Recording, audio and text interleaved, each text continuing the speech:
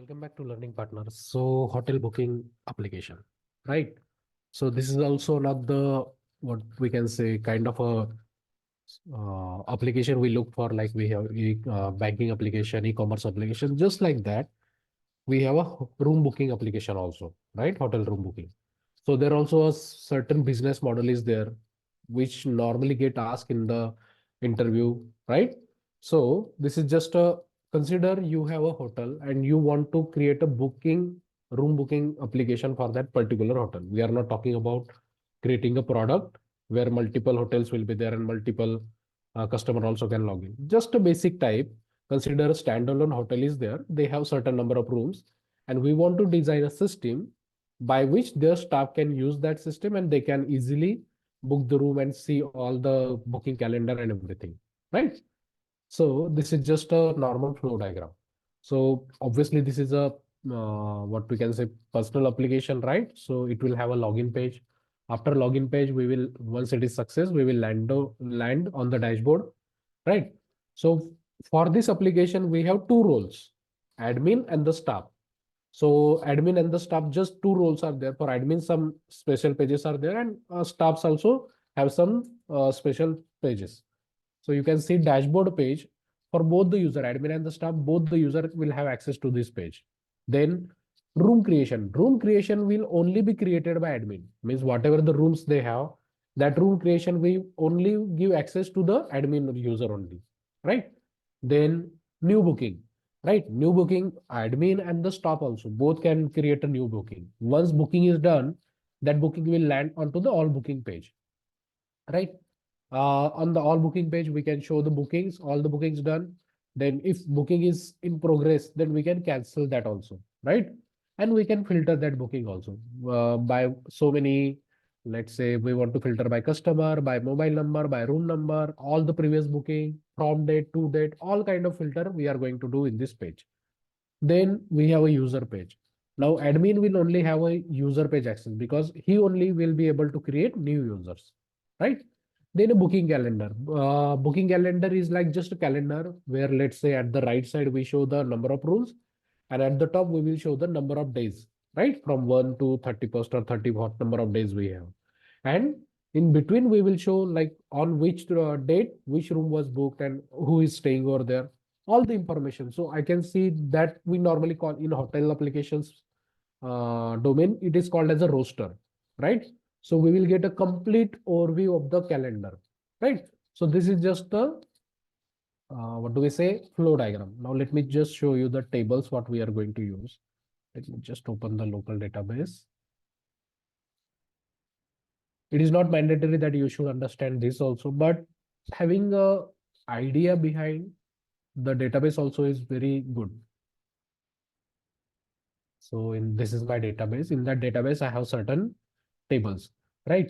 So first table is users, what I told you, right? So you first user table will be there, then only login will work. Then room master, right? So room creation will be there. Let me just open the design mode. So in my room table, certain columns are there like room ID, room name, certain number of properties are there. Then we have customer also. We are we are storing the customer data into separate table. Then we have a booking table. So now in the booking table, so you can see booking ID is my primary key, room ID is my foreign key, which room is getting booked. Customer ID is also my foreign key, booking date, created date, and created by who has created this meeting, right? The logged in user and the hotel booking detail. So this is another table. This table will hold the, let's say some customer came and he wants to book the room, but with him, there are two more customer also who are going to stay with him, right? So we need to capture the details of both of them also, right? So this is just another table where we will be storing the, what do we say, his, whatever the members they are going to stay with this booking, right? So that is going to be multiple. That's why we have created another table that is booking detail. That's it with the database. So with, let's say what number of 5 tables are there now related to the API. So this is just a API hotel booking. This is my controller, .NET controller. Inside that I have rooms API, right? Get all rooms and everything. get all room, add update bulk room, delete room, then login API, all users, add update user, delete user. So if you see, all my APIs are for creation and the updation, only one API is there. If you send the user ID as 0, it will create new record. If user ID is not 0, let me show you. See, here I have added the check. If user ID is equal to 0, then I will create a new user. But if not, I will update the existing. Okay. So this is how the normal code is. Then customer APIs and the booking API finally. Right. Only we are not allowing booking to be updated. So that's why just book room API is there. No update API is there. Now all these API are hosted on my free API. So freeapi.miniprojects.com, and in hotel booking you can find all the APIs that I have just shown you. Right. Now this project is we are going to do with Angular. Right. So let's start with the Angular side. So I have created an empty project. Now here, first we need to discuss like what are the number of components I am going to need, right? So let's just see the flow diagram and see what number of components we might need.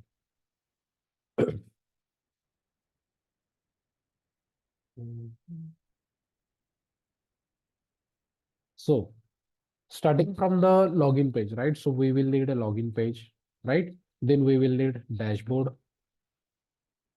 Then we will need rooms page where we will carry out all the operation of the room creation. Then we will need a page that will be new booking. Then users page also, and calendar, booking, calendar page.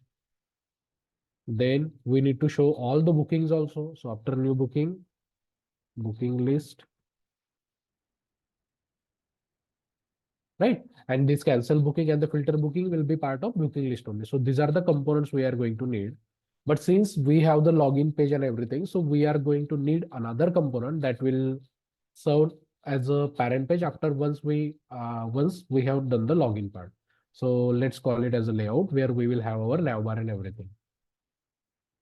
Right. So these number of components I'm going to need. Now let's go to app folder. Let's create the basic folder structure, pages, and then now inside the pages, I have to create all the components. So right click on the pages, open in integrated terminal. I will just create the first component, ng generate component.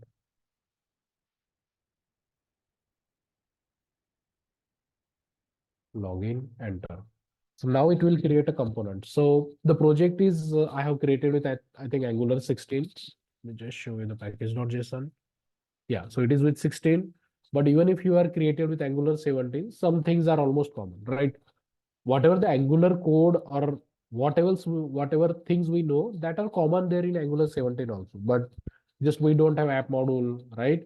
So some things are changed. But even if you have Angular 17, which while creating project, you have to pass the parameter like standalone false, then you will get the normal project. Then you can have the app model and everything, right? So first component is created. Just like that, I will create the remaining also. So I have created all the components, whatever we discussed. You can see. Now, after creating all the component, next part is we have to create the routes, right? So in app routing module.ts, we have to create the routes. Now here, first route I will create that will be default route. So path empty, redirect to,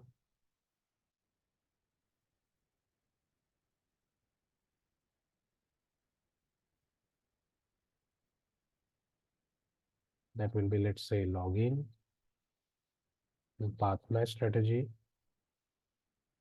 value will be full, right? This will be my default route. Then my actual login path. So path, login component, login component I have to open on this particular route, right? Now we are going to have a login page in this application. So we just have to change our routes little bit. So these are going to be the routes which will be accessible if user is not logged in, right? But if user is logged in, then we have to create another route that will be again with empty. But now for this, the component will be layout. And all the paths means all the pages which we want to allow access after the login, then that all will be part of the children of this route.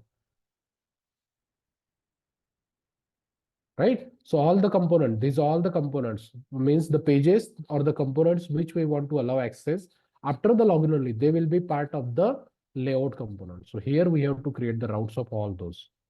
Path, let's say dashboard component, dashboard component.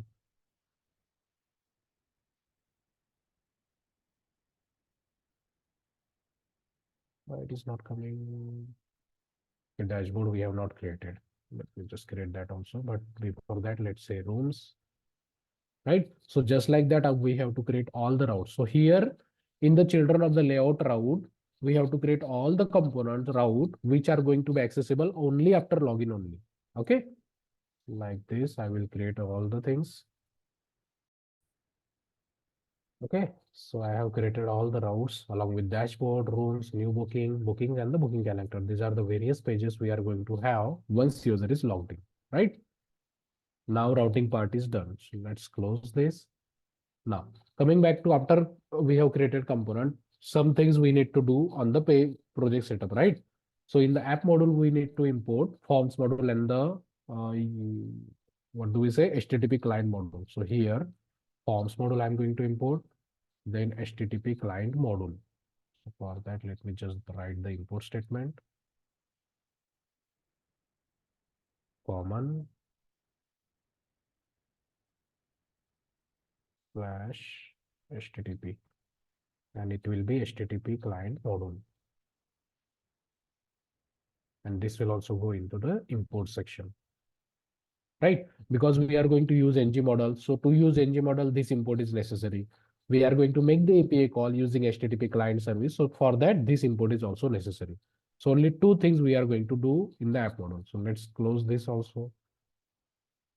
Now, obviously, we can make the API call from this component itself, but not to, that is not a good advice or not a good programming practice. We should initiate the API call from the service itself. So in the app folder, again, I'm creating a folder service.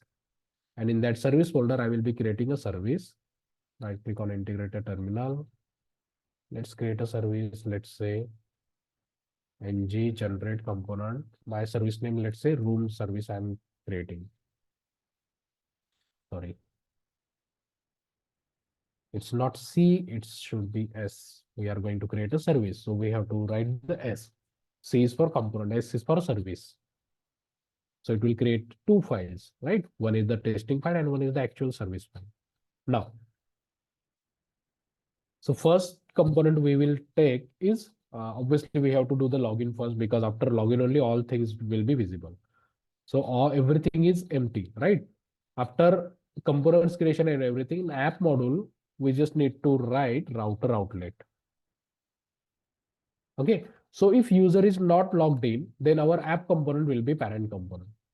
Okay, and let's see, I have run this application, yes. So let's just see, plus 4200. So see, if we don't have anything in the URL, it is landing on the login page, right? Because we have set that here in the default route. So if we don't have anything in URL, redirect to login. That's why login page is coming. Now let's check one login page template, login HTML, CSS. Let's just see anything. Code pen.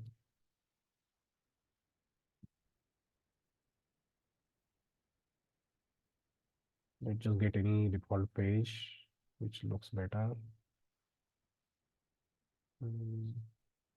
This is also fine, but not sure animation will work or not. Let's just see.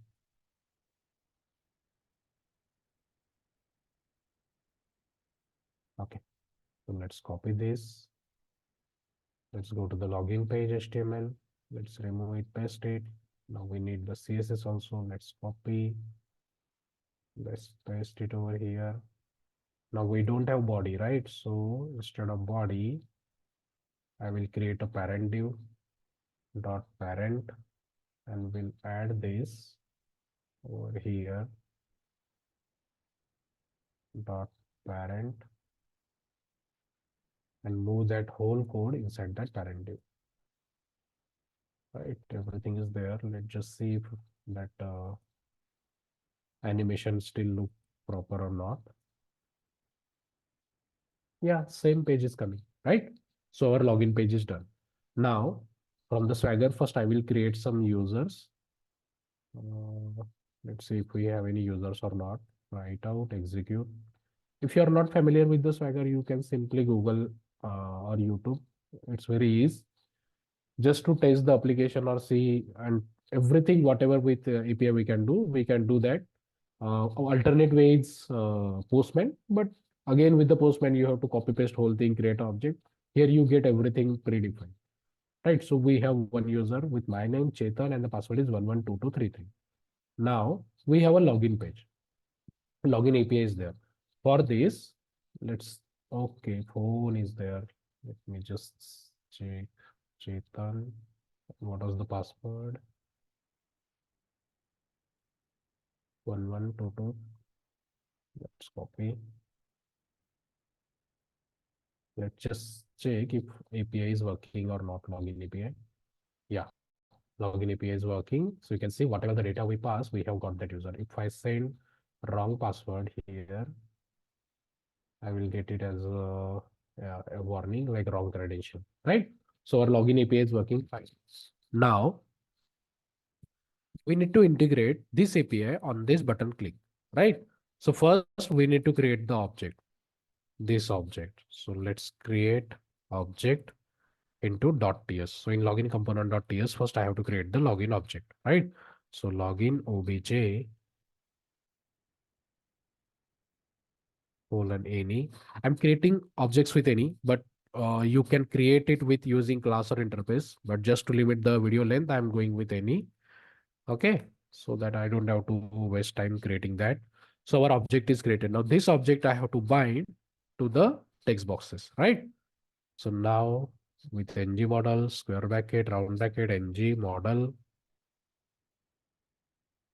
object dot phone. This property we have to bind. It should have been the username, but let it be like that because APIs already are written like that. Then password we have to bind, right? So object we have created, that object we have bind also, right? Now on the button click, we have to make the API call.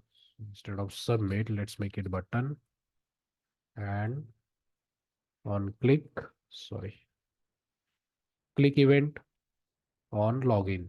A function we will create with the name on login. Let's create that function. Right now, as we have decided, all the API calls we are going to write in the service, right? So let's use this room service only. First, we have to create the object private HTTP colon HTTP client. Right now, let's create the first API call function, login, round bracket, curly bracket. Now, when we call this function from the component, we are going to send the object. So that object, we have to catch it over here. Now here we are going to return the response. So this dot HTTP, our API call is post. And with post, we need two parameter. Now that API endpoint also you can store in a variable over here. Let's say API endpoint colon string. Let's get that API. So up till here, everything is constant. After that, only method name is going to change. So I will keep that over here. And then API endpoint. So for post API, we need two parameter, URL and the object. So this is URL plus this dot API endpoint, and my URL name will be, actual method name will be login, right? This is my URL. After that, comma, and my object. So whatever the object I have got it from over here, I will pass it over here, right? So this is my save. This is my function which will hit the login API. Now this API, this function is going to return the data of type observable, right? You can see observable. Now we have to integrate this service into our login component. So here also we need the constructor, round bracket. Let's create it private room service. Either you can create so many services also, but just we don't have that much API calls are going to be needed. So I will create all my API calls into my room service only. So a room service, right? Now on this login function, we have to call this dot room service dot, only one function is there, that is login. And we need to pass our object. So this dot login object, and we need to subscribe. So that function is going to return the data type of observable. So if any function is returning data type of observable, so we can subscribe to it, right? So like that, result colon any arrow function. Always try to add the catch block also, okay? Like this. So your API call subscribe call should look like this. This is a success block. If it returns anything error, it will go over here, right? So here we need to write. So if all my APIs are going to return the data of type this object, and the result property you will get it as a for true if your API call is success. So res dot result, if this value is true, then only we can say we don't have to show any alert. We are going to navigate, right? So from .ts we have to navigate. So to do that, first we have to create an object of router,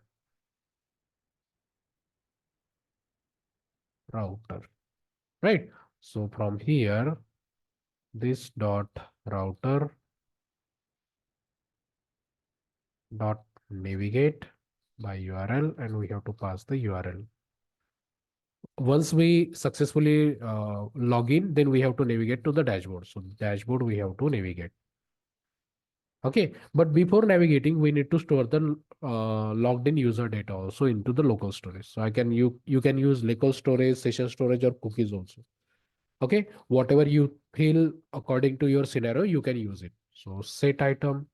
Now, while storing the data into the local storage, we have to store the data into the string format only. See here, value should be in the string format, right? So key will be, let's say, hotel user. This is going to be my key, comma, JSON.stringify. This method will convert object into string. And we have to pass res.data, right? So once user is successfully logged in, we are we are storing the data into the local storage, and we are navigating to the dashboard. And if it is a success, in else we will show the error like check credential.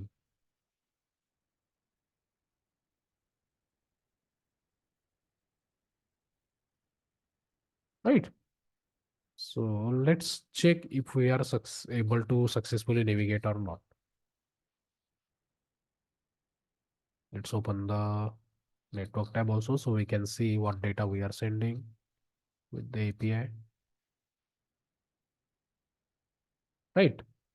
Let's check the details. The username was Chetan and password was 112233, I think. Let me just double check one more time. 11223 only. Okay, but let's try to password. Just we are trying to send the wrong password so that our else blocking executing or not, that will also get checked. If I click on sign in, right, the object we are sending, continue. So now result property should come false, right? If it is false, it is going to the else block and we are showing the error. Now let's provide the correct password. Now in the object, correct password is going, continue. Now result will be true, right? And in result.data, we are getting the whole data, right? That we are storing to the local storage, and after storing, we are navigating to the dashboard. Yes, so see, we are successfully navigating to the dashboard page, right? So first part is done, that is login part. Now, next part is once user is logged in, he should see the nav bar and everything, right? So let's check the nav bar. Let me just close everything. We have already installed the Bootstrap. So let's get the Bootstrap nav bar.